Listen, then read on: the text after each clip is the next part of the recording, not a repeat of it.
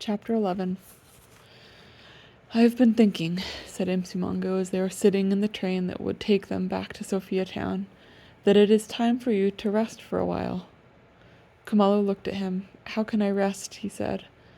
"I know what you mean. I know you are anxious, but the young man at the reformatory will do better at this searching than you or I could do. Now this is Tuesday. The day after tomorrow I must go to Izin Zeleni, which is the place of our blind, to hold a service for them and to attend to our own people. And that night I shall sleep there and return the day after. I shall telephone to the superintendent and ask if you may come with me. While I work you can rest. It is a fine place there. There is a chapel there, and the ground falls away from one's feet to the valley below. It will lift your spirits to see what the white people are doing for our blind. Then we can return strengthened for what is still before us. What about your work, my friend? I have spoken to my superiors about the work. They are agreed that I must help you till the young man is found." "They are indeed kind. Good, we shall go then." It was a pleasant evening at the mission house. Father Vincent, the rosy-cheeked priest, was there, and they talked about the place where Khumalo lived and worked. And the white man, in his turn, spoke about his own country, about the hedges and the fields in Westminster Abbey, and the great cathedrals up and down the land. Yet even this pleasure was not to be entire, for one of the white priests came in from the city with the evening star, and showed them the bold black lines. "Murder in Parkwold. Well-known city engineer shot dead. Assailants thought to be natives." "This is a terrible loss for South Africa," said the white priest, "for this is Arthur Jarvis. He was a courageous young man and a great fighter for justice. And it is a terrible loss for the church, too. He was one of the finest of all our young laymen." "Jarvis, it is indeed a terrible thing," said Msimangu. "He was the president of the African Boys' Club here in Claremont, in Gladiolus Street." "Perhaps you might have known him," said Father Vincent to Khumalo. "It says that he was the only child of Mr. James Jarvis of High Place, Carisbrook." "I know the father," said Khumalo sorrowfully. "I know him well by sight and name, but we have never spoken. His farm is in the hills above Indocheni, and he sometimes rode past our church, but I did not know the son." He was silent, then he said, "Yet I remember there was a small bright boy, and he too sometimes rode on the horse past the church. A small bright boy I remember, though I do not remember it well." And he was silent again, for who is not silent when someone is dead? Who was a small bright boy? "Shall I read this?" said Father Vincent. "At 1:30 p.m. today, Mr. Arthur Jarvis of Plantation Road, Parkwold, was shot dead in his house by an intruder, thought to be a native. It appears that Mrs. Jarvis and her 2 children were away for a short holiday, and that Mr. Jarvis had telephoned his partners to say that he would be staying at home with a slight cold.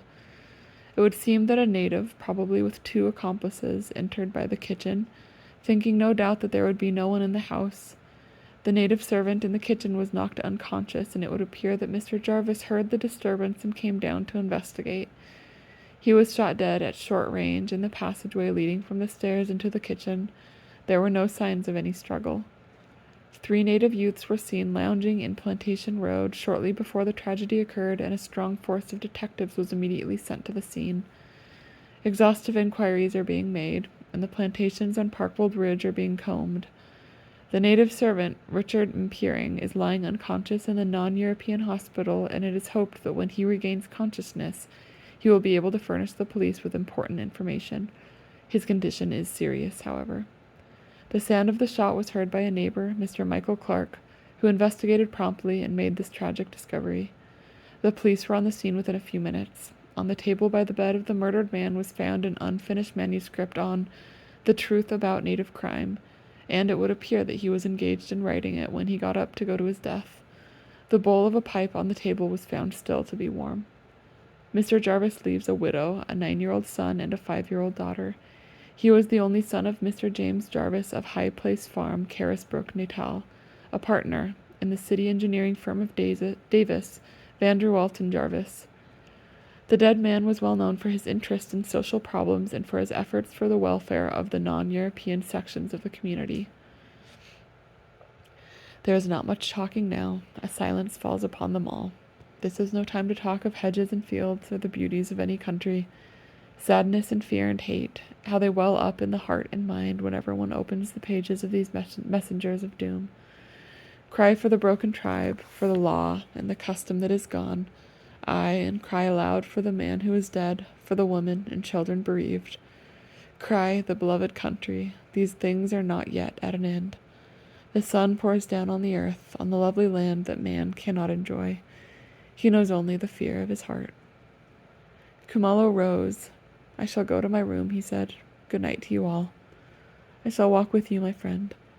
They walked to the gate of the little house of Mrs. Luthebe. Khumalo lifted to his friend a face that was full of suffering. This thing, he said, this thing. Here in my heart there is nothing but fear. Fear, fear, fear. I understand, yet it is nevertheless foolish to fear that one thing in this great city, with its thousands and thousands of people. It is not a question of wisdom and foolishness, it is just fear. The day after tomorrow we go to Izenzeleni. Perhaps you will find something there. No doubt, no doubt. Anything but what I most desire. Come and pray. There is no prayer left in me. I am dumb here inside. I have no words at all. Good night, my brother. Good night. Msimungu watched him go up the little path. He looked very old. He himself turned and walked back to the mission. There are times, no doubt, when God seems no more to be about the world.